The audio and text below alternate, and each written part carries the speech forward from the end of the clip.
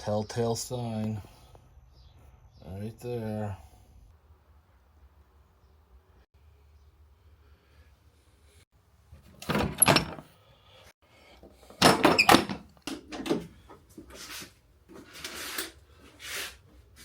Well, this is my second task since coming back from Yukon. Just started a new set of days off. And this is something I noticed before I went on my trip. Started hearing some whining noises. Whining noises started happening like months prior. And I was trying to track it down, but I was just like too lazy to do it. Because honestly, I never drive this thing. Unless I'm going out into the wilderness, I may drive it once a week just to keep the batteries charged up. But otherwise, I never drive it. Unless I'm going out on an adventure. So it wasn't a big deal to me. But it is a big deal now that the water pump is failing. And I used the word failing because I guess technically it has failed because coolant is leaking from the weep hole. So that means one of two things that has happened. The mechanical seal has failed, allowing coolant to bypass, and/or the bearings have failed, which resulted in the mechanical seal failing and coolant leaking. Anyways, this is a telltale sign that your water pump has failed and we need to take care of it. And we all know from a video we did a little while ago where I replaced the coolant hoses and we had problems draining the coolant in the aftermarket radiator because the petcock is false. It's either like open it up, it's full out, or nothing. And what I mean by that, it does have a little tube coming out of the petcock to give you the false assumption that you could hook up a hose to it and drain it out. But that's not the case. You loosen the plug, you pull it out, everything comes out at once. And I don't want to waste the coolant because I just flushed the coolant and put new coolant in. So I bought something that hopefully is going to help out and have minimal losses in this situation. And that is where this is going to come into play. Pick this up off Amazon, and it's going to be dedicated for this purpose and this purpose only, and it is a 12 volt, it says engine oil transfer pump, but we're going to use it to transfer coolant. So let's hook this up. It's got an arrow for direction of flow.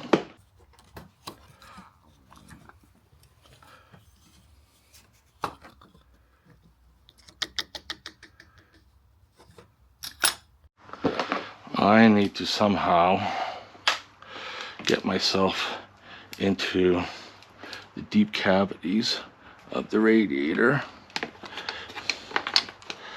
Somehow fish it down. Carefully fed that down. Yeah, that wasn't supposed to happen.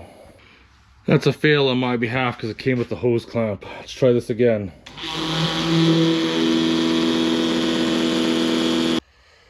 Hey, we got what we could from the radiator. I'm going to pop that hose off and then run a line through there and suck out from the water pump. We need to disconnect the batteries now. And I got the Genesis dual battery system. And I'm going to have to do both grounds. Because even though if I disconnect the main ground right here, that battery is still connected and goes to the negative bus bar, and then the negative bus bar goes to all the parts, so continuity is still there, so I gotta remove both grounds. Oh, we got 10 mil there. Pull it off, and I'm gonna put a rag underneath so it can't touch back, and then this one is a 1/2 inch because it comes from America. In America, I don't like the metric system. Do the same thing. Gonna put a rag down so it can't. So now we should have no power. Just gonna open up the door, verify no power, dash would have came on, interior lights would have came on, and that has no power, so we're good. I'm just gonna use this little pick and pop the tab. Pull it out, it's off. Get that bolt off.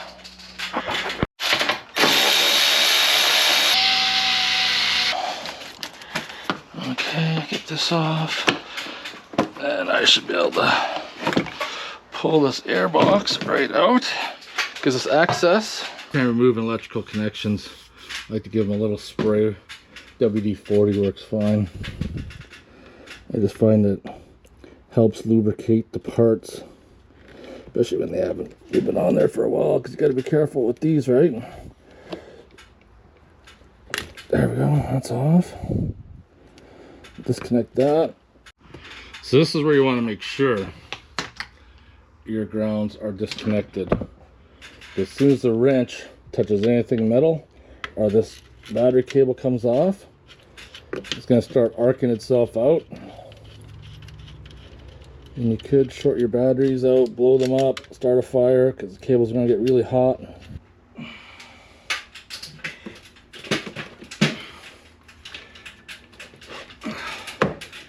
Alright, pull the belt off. So now that the belt's off the water pump, I'm actually quite surprised it feels pretty good. I think just the mechanical seal failed on this one. Yeah, this is kind of a fail to get the alternator bracket with the alternator you need. I thought it was just a 13 and 15, but it's a 13, 15, and a 16. Why they gotta do that is beyond me. Why not just keep it simple? So this 3/8 snap-on impact is worth every penny, except I can't use it.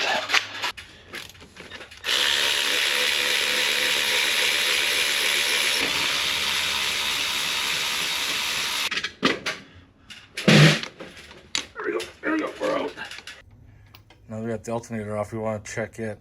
Bearings are really good in it. It's a good sign. So this one, that one's shot. That one's okay. The one on the tensioner feels a little dry too. But I do have 3 6203 SKF bearings. That should work.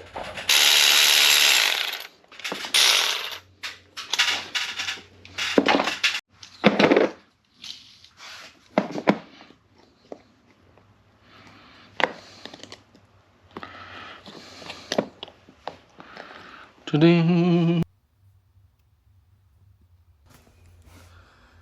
I guess we'll do what we can. And then Tuesday I ordered 2 replacement pulleys like this.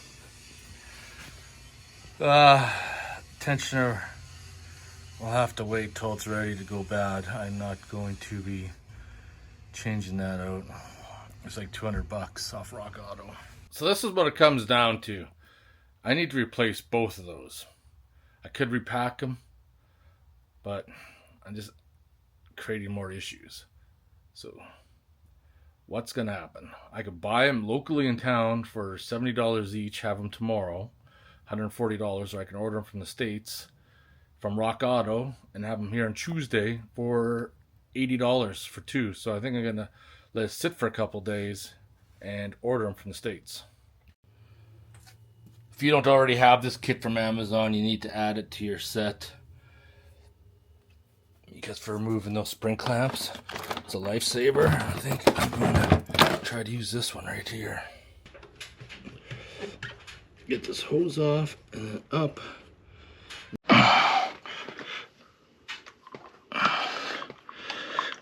I need to try to get that hose in there deep.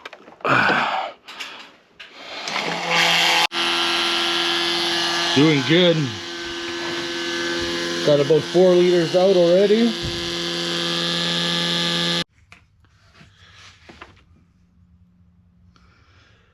Unfortunately, it is what it is. Can't really get my sausage fingers in there. Carefully put that seal back in. So I got the idler pulley without removing it. Looks like they're the exact same pulley. Because these are expensive. These tensioners are super expensive. I'm pretty sure I can get around that strip Torx. I got some grease in there to extend its life and throw that cap on there. There we go. Oh, it's been a hot minute. I got a kink in my neck too. I don't know what the hell it's from, but if I move my neck too much, it's bothersome. And go ahead and start safely removing all the bolts. You want to be careful that you only remove the bolts for the water pump and not this upper section right there as the water pump close up.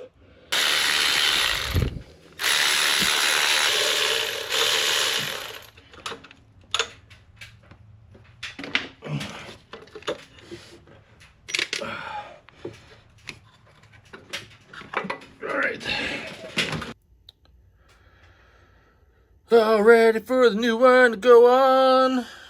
It sucks. Rather be doing something else. This one here is a Melling, made in Mecca. So hopefully it should be pretty good. I like to throw everything in the bin, play the puzzle game. If you notice, we got 4 short bolts and then we got some longer bolts. If you're ever curious, the short bolts will go in the ones in the block where the threads are right up to the block. So there's one right there, 2, 3, and the one very bottom is 4, and the rest, probably not going to see, are the threads are recessed in the block. So the longer bolts are going to go in those ones. So this is where the fun part's going to come in.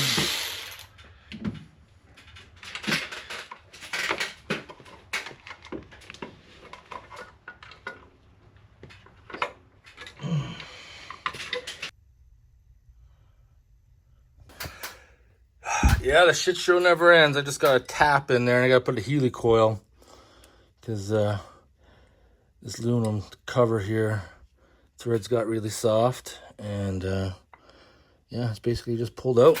Not good. And we got a little tool here. Once we tap new threads, we run the Healy coil in. That is by far your worst fear when you're working on something, is when a bolt gets stripped out. There she is. There's a different bolt in there now. Hopefully that should work, because I really don't feel the need or want to replace an engine cover. So I'll make that work however I can. Those threads were already on the way out. I was just tightening them up. A little bit of tension and snap, away they went. Crisis averted though. I tried using Healy coil. Didn't play out, but I did manage to re-tap the hole with using the tap that was used to, I guess, the tap for the Healy coil. I found a bolt that'll fit that, and I got it to work. For whatever reason, I couldn't get the Healy coil to go inside properly, and maybe just because the way the aluminum was gouged out or whatever, it is what it is. Fingers crossed that we're not going to have any issues. And as you can see, this is my good mess I got going. At least I got a new water pump in. Just getting the fire going right now for the first time in a month. And chill crude from the Yukon. Cigar. Listen to some podcasts.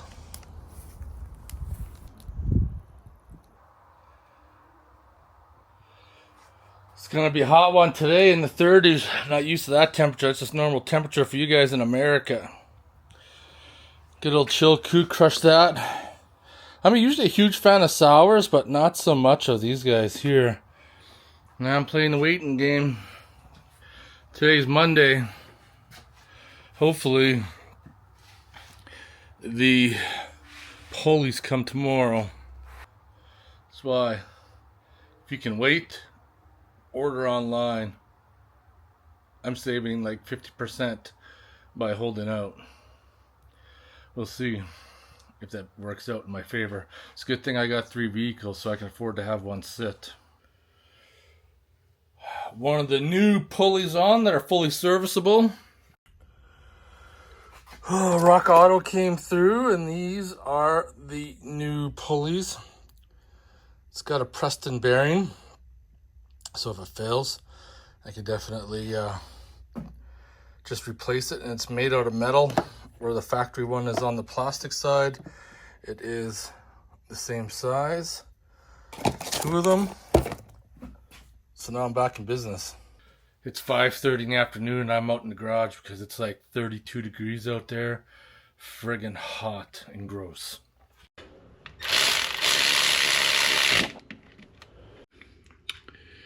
Just going over the belt routing, making sure everything's right. If you have any questions on how the belt is routed, the easiest way to know if you have it right, smooth side of the belt, always to the smooth side of the pulley.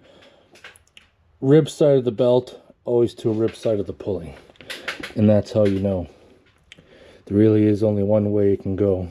In this case, in the Jeep JK, feeds through the tensioner, goes to the power steering, up to the alternator, down around the idler, around the AC compressor, back side of the water pump, crank pulley, and there you go.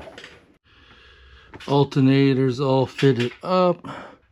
Double check the belt routing. As you can see, the belt goes on top of the alternator like that, and we can tighten her down.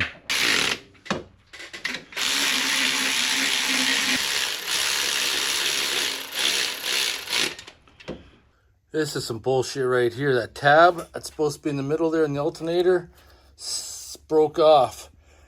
It broke off in the last alternator, and now it's broken off on this one too. That's some bullshit right there.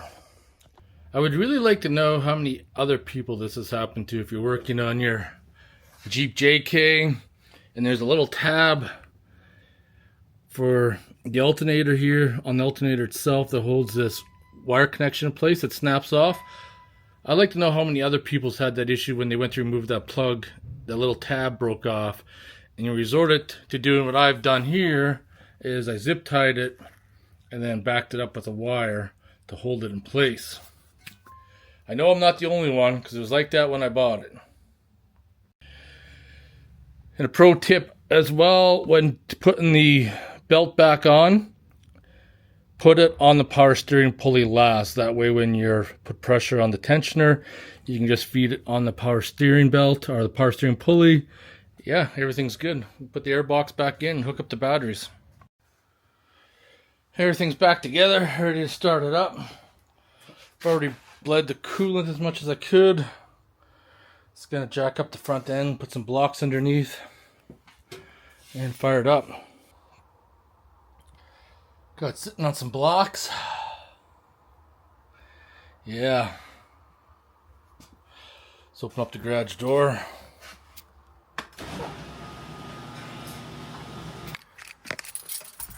I gotta crank full heat. Go full defrost, full fan, start her up. Make sure AC's off.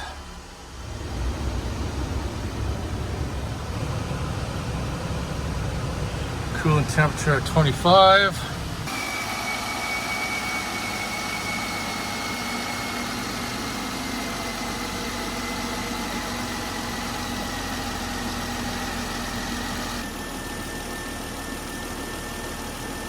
It's all the coolant that was in there. Starting to get some heat come through these vents now. Still need to take it out for a rip. Make sure everything's good. This is where I'm sitting at, all back together with new pulleys. So far so good. We're on temp. Looks like she's burped a while ago, and radiator's topped up and coolant is staying stable.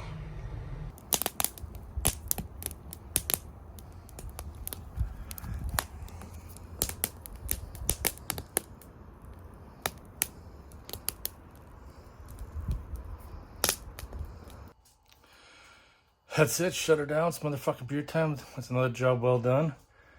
And it's too hot to go camping. It's a good thing because I had this JK to repair, and after my trip from the Yukon, I really needed some time just to kick back and relax. However, I think the fire bans are coming on right away, so I think I might put a damper into our camping season. Happens every summer though, so it is what it is. I'm gonna enjoy my fire and yeah, shut her down. Drink a beer, smoke a cigar.